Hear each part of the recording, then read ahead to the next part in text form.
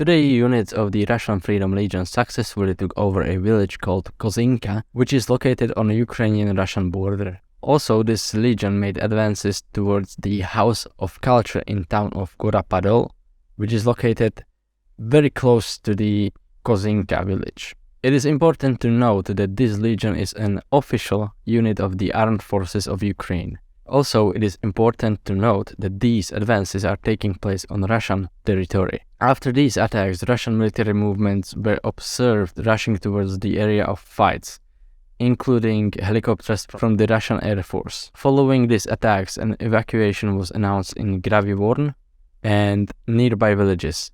Over 6,000 civilians are being evacuated by buses, escorted by tanks and armored vehicles. Vladimir Putin was also informed about these actions in Belgorod region. Ukrainian officials are stating that the operation carried out in the Belgorod region are exclusively by Russian citizens. What they are trying to convey is that Ukrainian armed forces are not coordinating these actions and that they are solely the actions of an individual group without any influence from the Ukrainian armed forces. Even the presidential office denied the responsibility for these actions and stated that the Ukrainian leadership has nothing to do with it.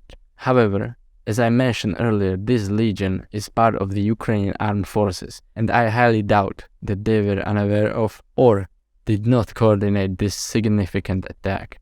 As of making this video, there are reports from Russian Telegram channels that this legion is fortifying its positions in Kozinka, in the village that is in the hands of this legion. As you can see on the map, the fortifications are being reported in these blue areas. Now the question arises, if this is not the actions of few individuals who decided to attack Russian villages, and if Russian channels are reporting it as an action coordinated by Ukrainian armed forces, why would they do this? My answer to this is that they do not plan to occupy this area for a long period of time, but rather use it as a distraction for the Russians, forcing them to move forces from hot areas, Bakhmut, Vuhledar, and other front lines, to Belgorod or even other villages on the Ukrainian-Russian border. So when the Ukrainian counteroffensive begins, Russia will have fewer personnel to defend their gained territory. Whether the counteroffensive takes place in Donbass, the Kherson region, or elsewhere, the statement from the Russian Ministry of Defense did not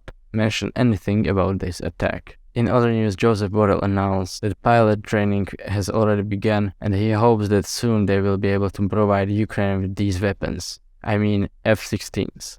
The White House also confirmed that in the coming months, the United States and its allies will discuss when Ukraine will receive modern fighters and how many of them will be delivered. That's it for today's video. See you next time.